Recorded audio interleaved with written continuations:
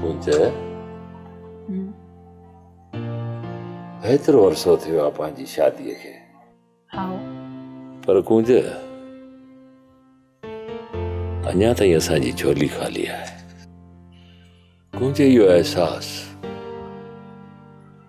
अंदर ई अंदर उदमा ॾेई रहियो आहे। ए इहा आस मोह जी बि अधूरी रहंदी पई अचे पर ए सभु त अलाह जे अख़्तियार मंझि आहे। जॾहिं हिन ख़्याल मां गुज़रंदो आहियां त कुंज मुंहिंजी निंड फिटी वेंदी आहे। ऐं पोइ तूं ईअं बि सोचींदो हूंदे शायदि कीअं त आऊं हिन मिल्कियत जो वाली वारिस तोह खे ॾेई की न सघियसि। न मुंहिंजी कुंज ईअं नाहे ईअं। कुंज तूं मूंखे ॿियनि सां न भेट। तूं पाण ॾिसी पई त आउं ॿियनि वॾेरनि ऐं रईसनि खां मुख़्तलिफ़ आहियां।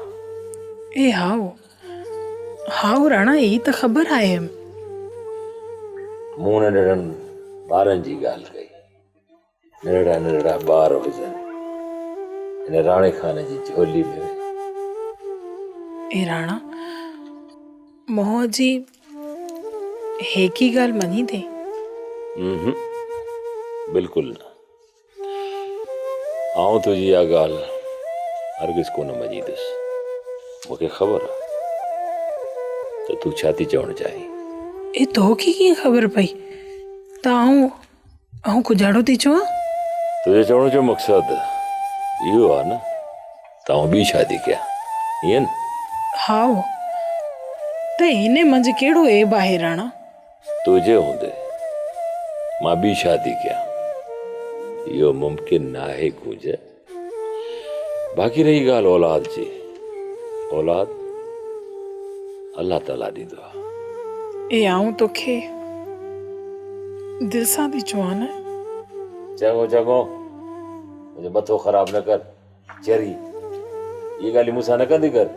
सोप सीरियल सारंग जा तमाम एपिसोड्स ॾिसो HD क्वालिटी में। विजिट करियो असांजो YouTube channel Sindh TV HD drama. Subscribe कयो असांजो official YouTube channel Sindh TV HD drama ऐं वधीक अपडेट लाइ बेल आइकन खे क्लिक करियो।